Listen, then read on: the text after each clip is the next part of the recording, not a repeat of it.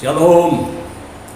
Puji Tuhan, kita bertemu lagi di dalam kasih Tuhan kita Yesus Kristus, di dalam ibadah kesempatan di hari ini. Nah, saudara-saudara, mari kita berdoa lebih dulu sebelum kita melanjutkan untuk mendengarkan kebenaran firman Allah. Kita tunduk kepala. Terima kasih Tuhan, Engkau beri kesempatan kami sekali lagi untuk berhimpun bersama-sama menikmati kebenaran firman-Mu. Kami tahu bahwa Tuhan punya rencana yang indah dalam hidup kami, sehingga hari ini Tuhan memberikan kesempatan kami untuk bisa bersama-sama. Terima kasih Tuhan, izinkan kami mendengar firman-Mu dan izinkan kami menikmati berkat-Mu. Terima kasih, di dalam nama Tuhan Yesus Kristus kami naikkan doa kami. Amin. Puji Tuhan, saudara-saudara, sekali lagi kita patut bersyukur karena Tuhan berkemurahan atas hidup kita semua. Amin. Haleluya. Nah, hari ini saya ingin menyampaikan firman Allah dengan satu tema, kebajikan dan kemurahan. Kebajikan dan kemurahan. Haleluya. Nah, saudara, apa sih artinya kebajikan dan kemurahan ini? Nah, kebajikan itu kata dasarnya adalah bajik. Bajik itu adalah sesuatu yang mendatangkan kebaikan atau keberuntungan dan lain sebagainya. Ya, jadi sesuatu yang baik, bajik. Ya, berbuatlah kebajikan, berbuatlah yang baik. Nah, demikian sekali ya. Jadi kebajikan ini artinya sesuatu yang baik saja. Dan yang kedua, kemurahan. Nah, kemurahan ini artinya adalah sesuatu yang limpah, sesuatu yang berlebih. Nah, coba bayangkan saja kalau saudara membeli barang dengan nilai atau nominal yang sama, ya, tetapi yang satu dengan harga yang wajar, tapi yang satu dengan harga yang murah.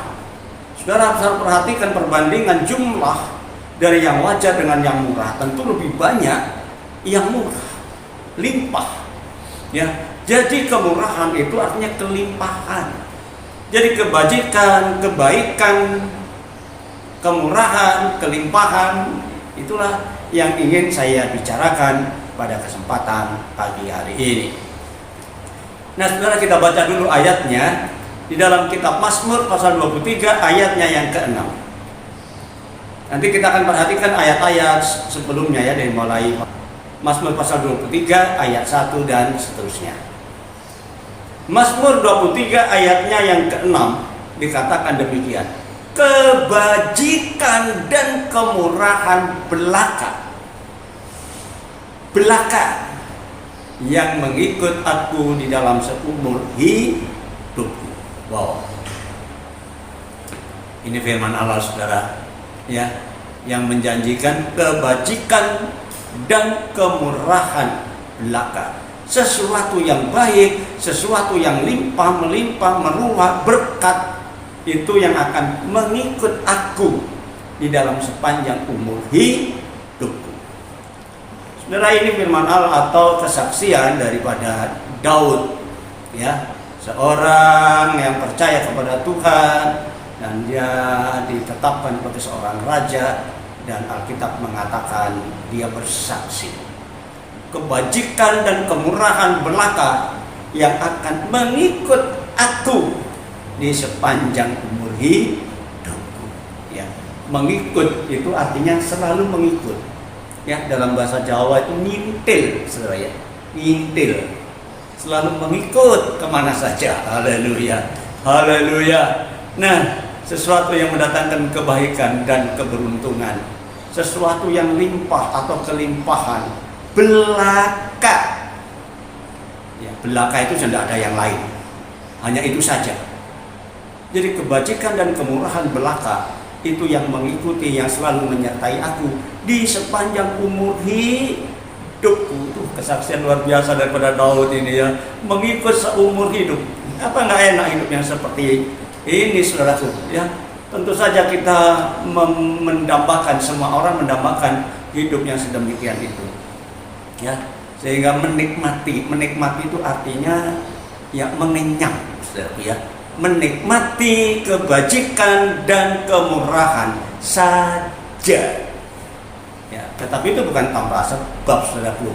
Tidak tiba-tiba terjadi sedemikian rupa begitu saja kepada setiap orang, tidak. Ya. Nah, kebajikan dan kemurahan belaka itu diberikan, tentu ada persyaratan, ada harga yang harus dibayar. Ya. Kenapa, saudaraku? Karena hidup ini mau digembalakan oleh Tuhan. Digembalakan itu dipimpin, diarahkan, ya, dituntun, mau enggak? Nah, kalau kita bersedia, ya saudaraku, untuk hidup itu digembalakan, dipimpin, diarahkan oleh Tuhan, maka kita akan menikmati kebajikan dan kemurahan. Haleluya. Haleluya. Nah, di dalam kitab Mazmur pasal 23 ayat yang pertama dikatakan, Tuhan adalah gembalaku. Tuhan adalah gembalaku. Amin. Haleluya. Ini kesaksian daripada Daud, ini bukan doa, saudaraku ya. Kalau doa itu kan bunyinya begini. Ya Tuhan, jadilah Engkau gembalaku. Tapi ini tidak. Tuhan adalah gembalaku, satu pengakuan, satu kesaksian bahwa Tuhan adalah gembalaku, kata Daud. Ya, dan dikatakan karena Tuhan adalah gembalaku, aku tidak akan kekurangan. Amin. Aku tidak akan kekurangan. Haleluya. Haleluya. Nah, kita kebajikan dan kemurahan belaka, saudaraku, yang harus dinikmati ya oleh setiap orang yang mau digembalakan oleh Tuhan. Amin. Haleluya. Nah, saudaraku, nah tentu kita akan berpikir, kebajikan apa ya, kemurahan apa yang dalam bentuk yang bagaimana yang kita nikmati. Nah, sekali lagi saya tidak beranjak dari kitab Mazmur pasal 23 ini dan ayat 1 dan seterusnya. Ya, dikatakan kebajikan di sana, kita ketemukan, saudaraku, ada 3 bentuk kebajikan yang dinikmati oleh setiap orang yang mau digembalakan oleh Tuhan, yang mau dipimpin oleh Tuhan, yang mau percaya untuk diarahkan oleh Tuhan. Ya, jadi tidak sekedar semua orang Kristen, bukan. Dengan berpikir semua orang Kristen akan menikmati penggembalaan Tuhan kalau hidup itu tidak mau diserahkan kepada Tuhan. Siap digembalakan, dipimpin, diarahkan, dituntun, dan ini merupakan satu hal yang tidak enak karena membatasi kemauan kita sendiri. Nah, tetapi saudaraku, kalau kita mau digembalakan oleh Tuhan, maka Tuhan akan memberikan kebajikan dan kemurahan. Dalam bentuk apa? Nah, ada 3 hal. Ya, ada 3 bentuk yang diberikan dalam bentuk kebajikan dan kemurahan sesuai dengan kitab Mazmur ini. Pertama, dia akan menyediakan kebutuhan kita, dan yang kedua, dia menyediakan damai sejahtera, dan yang ketiga, dia menyediakan perlindungan. Amin. Haleluya. Nah, kita perhatikan yang pertama, saudara ya, penyediaan kebutuhan. Kalau seorang yang mau digembalakan oleh Tuhan, dipimpin oleh Tuhan, diarahkan oleh Tuhan, maka Tuhan mau memberikan kebajikan dan kemurahan. Yang pertama dalam bentuk penyediaan kebutuhan. Haleluya. Hidup ini tidak akan pernah luput dari yang namanya kebutuhan. Ya, kebutuhan apapun, saudaraku. Ya, kebutuhan sandang pangan, ya, kebutuhan ekonomi ini, dan kebutuhan kesehatan, kebutuhan apapun, setiap orang pasti membutuhkan. Ya. Tetapi sebagai orang percaya yang mau dipimpin, digembalakan, diarahkan oleh Tuhan, maka kita tidak perlu takut. Karena Tuhan itu adalah gembalaku, kita tidak akan pernah kekurangan, kata Mazmur tadi. Ya, dalam pasal 1 dan ayat 2 kita baca, Tuhan adalah gembalaku, tidak akan kekurangan aku. Wow, Daud bersaksi, aku tidak pernah kekurangan. Karena menempatkan diri sebagai seorang mau digembalakan oleh Tuhan. Tidak akan kekurangan aku. Ia membaringkan aku di padang yang berumput hijau. Wow. ia dibaringkan saudaraku ya. Jadi kalau saudara tahu seorang ibu dia mau membaringkan anaknya, ya, nak tidur nak ya, pelan-pelan dia taruh di tempat tidur, ya, bukan dilempar. Tidur ya nak, tidak, ya, dengan kasih sayang dia dibaringkan tidur. Dibaringkannya aku di padang rumput yang hijau. Padang rumput yang hijau. Saudara, domba itu makanannya rumput.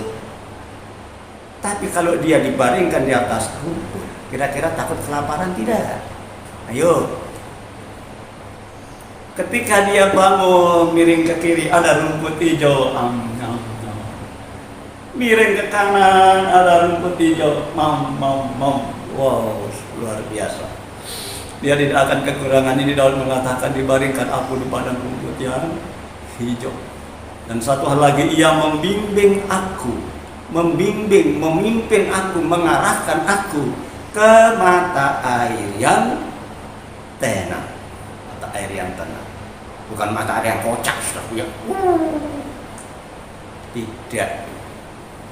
Dibimbing aku ke mata air kesegaran, ya, kehidupan yang tenang, tidak kocak, rumah tangganya kocak, terus berbantah-bantah, terus bertengkar, terus perselisihan, terus terjadi. Oh tidak, ya. Tuhan menggembalakan hidup kita, diberikanlah kita kebutuhan hidup kita, dan dikatakan makanan dan minuman Tuhan sediakan. Amin. Ya. Haleluya, dibaringkan aku di padang rumput yang hijau, dibimbingnya aku ke mata air yang tenang. Amin, haleluya. Kita tidak perlu takut saudaraku akan kebutuhan hidup kita. Ya, kita tahu semua manusia sedang berusaha mencukupkan kebutuhan masing-masing. Kita lihat sekarang saudaraku, di situasi yang tidak menyenangkan ini, ekonomi terganggu, kebutuhan hidup manusia terganggu, dan semua fasilitas terganggu. Saudaraku, apa yang membuat kita kemudian gelisah, takut, dan khawatir? Betul. Tetapi kita tidak perlu takut. Kalau hidup kita ini digembalakan oleh Tuhan, dipimpin oleh Tuhan, diarahkan oleh Tuhan, dituntun oleh Tuhan, saudaraku, kita tidak perlu takut dalam hidup. Ya, tidak perlu takut. Tuhan yang menanggung semua kebutuhan kita. Amin. Karena Tuhan Yesus pernah berkata dalam Matius pasal 6 ayat 31 dan 32, saudaraku ya. Sebab itu, janganlah kamu khawatir dan berkata, apa yang harus saya makan? Apa yang harus saya minum? Apa yang harus saya pakai? Dan bilang, jangan khawatir, jangan kamu gelisah, jangan kamu khawatir tentang kebutuhanmu. Semua itu dicari oleh bangsa-bangsa yang tidak mengenal Allah. Tapi Bapakmu di surga mengerti, ya, tahu bahwa kamu memerlukan itu semua.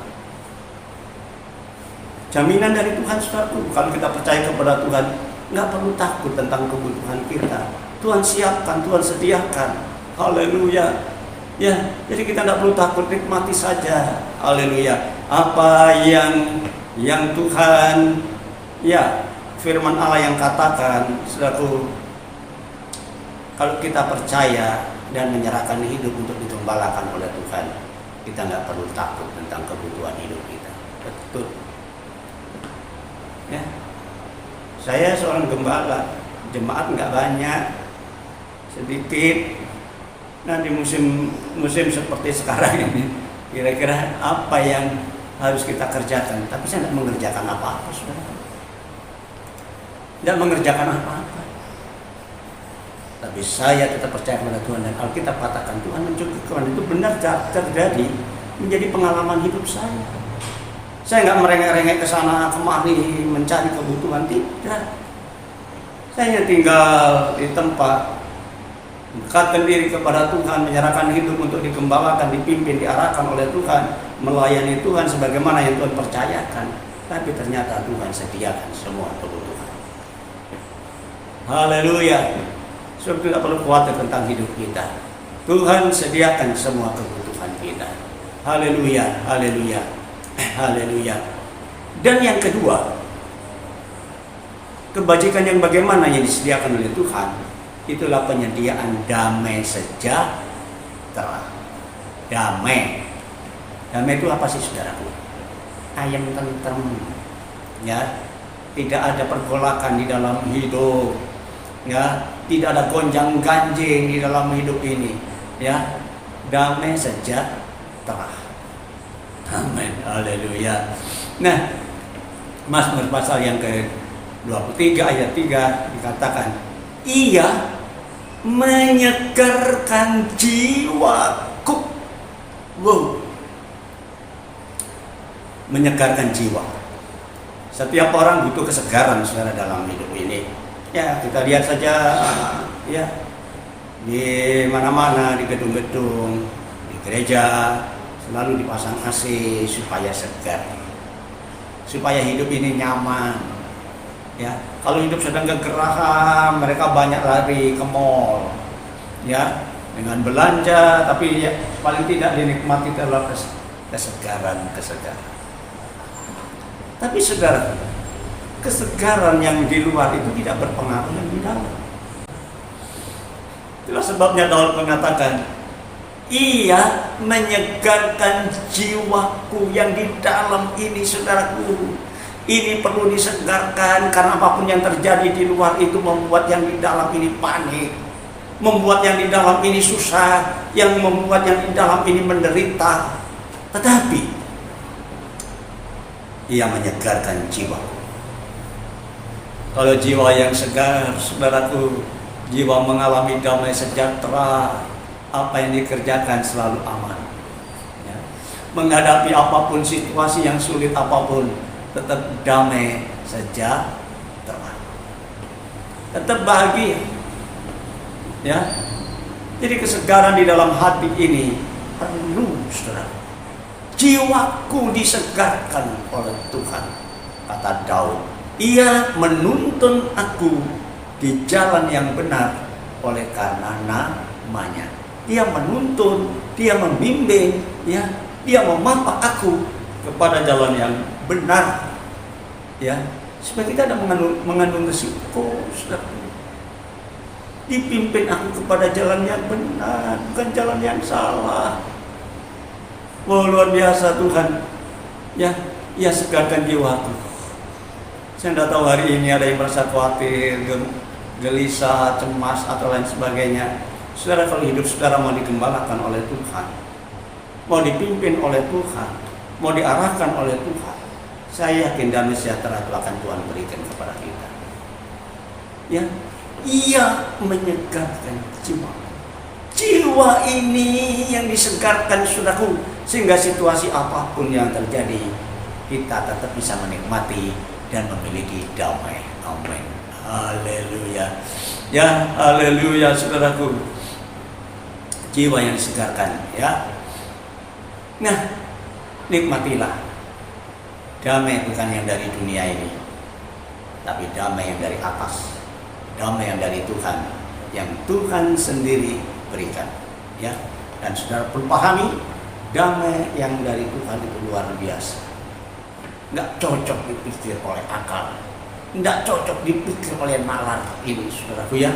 Dalam Filipi pasal 4 ayat 7 dikatakan di sana, damai sejahtera Allah yang melampaui, yang melewati, yang melebihi segala akal ini akan memelihara hati dan pikiranmu di dalam Kristus Yesus.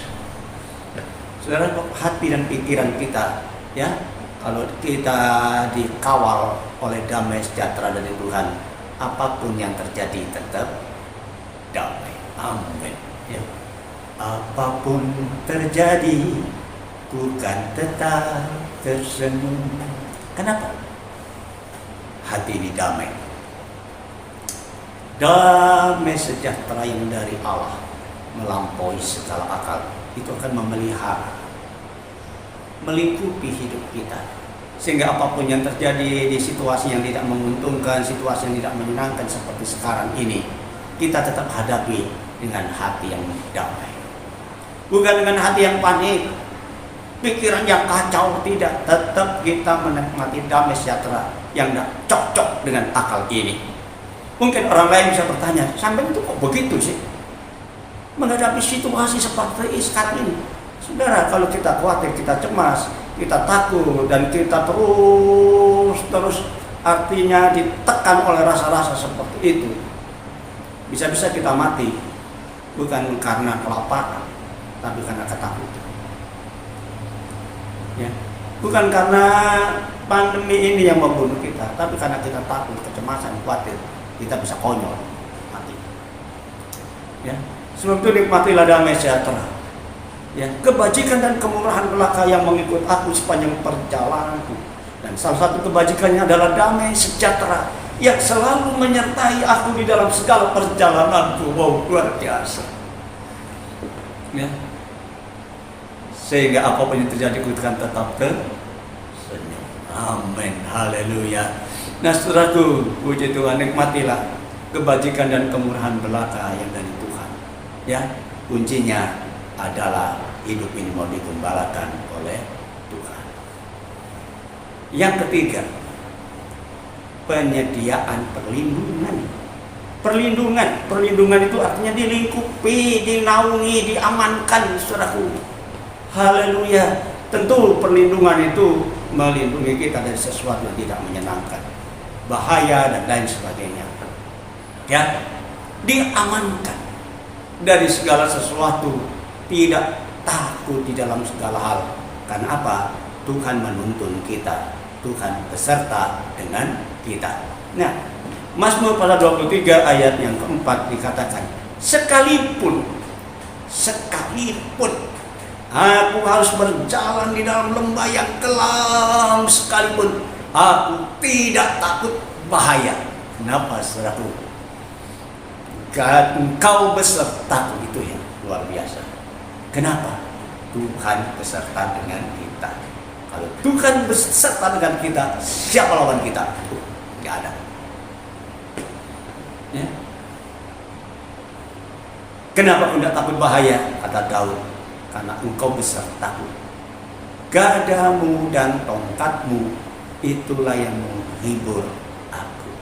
Melihat gada dan tongkat kekuasaan dari gembala, saudaraku, maka kita sebagai orang percaya yang dipimpin dan siap digembalakan oleh Tuhan, nggak takut. Ya, menghadapi apapun jangan takut. Kalau saudara yakin loh, Tuhan beserta dengan saudara. Tapi kalau saudara tidak yakin Tuhan beserta dengan saudara, ya pantaslah kalau hidup kita selalu tanda dengan kecemasan, ketakutan, dan lain sebagainya. Ya, haleluya. Nah saudaraku, suatu saat Daud, dia menghadapi masalah yang cukup serius, cukup besar. Ya, tapi dia tidak mengandalkan kekuatannya sendiri. Dia sadar, dia meyakini bahwa Tuhan menyertai dia. Ya, dia mengandalkan Tuhan di dalam segala hal. Perhatikan dalam 1 Samuel pasal yang ke-17 ayat yang ke-45. Tetapi Daud berkata kepada orang Filistin itu, engkau mendatangi aku dengan pedang dan tombak dan tembik. Ini waktu menghadapi Goliat. Orang Filistin itu datang dan menantang orang Israel. Saul, raja Israel, ketakutan. Aduh, gimana ini? Rakyat-rakyat juga melihat rajanya takut, dia sendiri juga menjadi takut. Mereka tahu gimana ini, ketakutan. Tapi Daud, dia menantang, izinkan hamba untuk melawan orang Filistin itu. Ya, alah, diremehkan oleh Saul. Kamu itu masih muda, tidak punya pengalaman berperang. Goliat itu sudah punya pengalaman dan sebagainya, punya pedang, tombak dan lain sebagainya. Tapi apa kata Daud? Tuhan, saya punya pengalaman. Ketika harimau dan beruang, ya harimau dan beruang mungkin ya, menerkam domba gembalaan saya tangkap kedua janggut binatang buas itu dan saya pukulkan, saya hantamkan kedua kepalanya, mati mereka. Apalagi si kunyuk ini, orang Filistin ini, aku akan bantai. Ya sudah, terserah kau. Daud berangkat menghadapi Goliat. Diremehkan oleh si Goliat. Kamu anggap aku ini anjing? Kamu datang kepadaku dengan membawa tongkat. Tapi Daud berkata, ya, engkau mendatangi aku dengan pedang dan tombak dan lembing, tetapi aku mendatangi engkau dengan nama Tuhan semesta alam. Ya, Allah dari segala barisan orang Israel yang petantang itu, aku datang dengan nama Allahku. Dan apa yang terjadi, saudara? Dengan senjata yang sederhana, pengali-ali, ya. Kalau mungkin yang sekarang itu ketepil begini ya, tapi ini pengali-ali, ya, bentuk selendang begitu, yang dikasih batu. Ketika dua selendang dilipat, dipegang ujungnya dua-dua, tengahnya dikasih beban batu. Nah, setelah diputar, maka satu ujung daripada selendang tadi dilepas, plus otomatis batunya melesat. Dan saudara tahu, Goliat itu memakai pakaian perang, pakai baju sirah yang untuk menahan senjata lawan, ya, entah itu panah, entah itu pedang, ya. Dia pakai ketopong menutupi, tinggal wajahnya saja yang terbuka. Tapi apa yang terjadi, dikatakan Alkitab, ketika pengali-ali itu diputar dan dilepaskan, justru mengenai tempat yang terbuka di dahinya dan melesat sampai ke dalam. Langsung Goliat terjungkal, mati konyol. Daud ambil pedang Goliat dan dipotongnya leher Goliat. Kepalanya dijinjing dibawa menghadap Saul. Luar biasa. Tuhan besertaku. Meskipun aku dalam lembah kekelaman, sekalipun aku tidak takut bahaya, karena Engkau besertaku. Gada dan tongkatmu itu yang melindungi aku. Aku datang kepadamu dengan nama Tuhan. Kandas semua musuhnya. Haleluya. Itulah sebabnya, saudaraku, mari kita berusaha tetap hidup dipimpin, diarahkan oleh Tuhan, ya, supaya hidup ini menikmati kebajikan dan kemurahan belaka. Sepanjang umur hidup kita, masalah boleh datang, ya, bukan berarti hidup tanpa masalah. Masalah boleh datang, saudaraku. Tetapi kalau hidup ini digembalakan oleh Tuhan, apapun yang dihadapi, kebajikan dan kemurahan belaka mengikut aku sepanjang jalan umur hidup. Nah, sekarang bagaimana untuk membalas semua kebajikan dan kemurahan yang Tuhan berikan?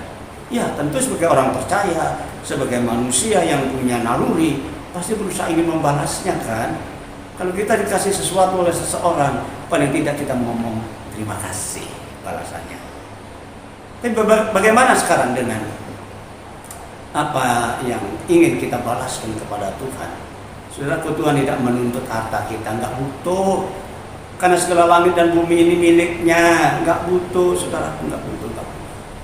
Ya, jangan kemudian kita dengan persembahan kita sudah merasa, ya sudah menikmati atau bisa membalas kebajikan Tuhan. Tidak, ya, tidak, ya. Haleluya, haleluya. Apa yang harus kita balaskan sekarang? Nah, saudaraku, dalam Mazmur pasal 23 ayatnya yang ke-6 dikatakan, aku akan diam di dalam rumah Tuhan sepanjang masa. Luar biasa. Daud berkata, tidak, bukan emas dan perak yang dia persembahkan, dengan kekayaan, ya saudaraku, nggak perlu dibanggakan itu. Kalau kita memiliki sesuatu, cukuplah bagian dari berkat yang kita nikmati, nggak perlu kita banggakan. Tapi satu hal, aku akan diam di rumah Tuhan sepanjang masa. Artinya kita rajin beribadah kepada Tuhan. Saudaraku, jangan membiasakan diri meninggalkan ibadah.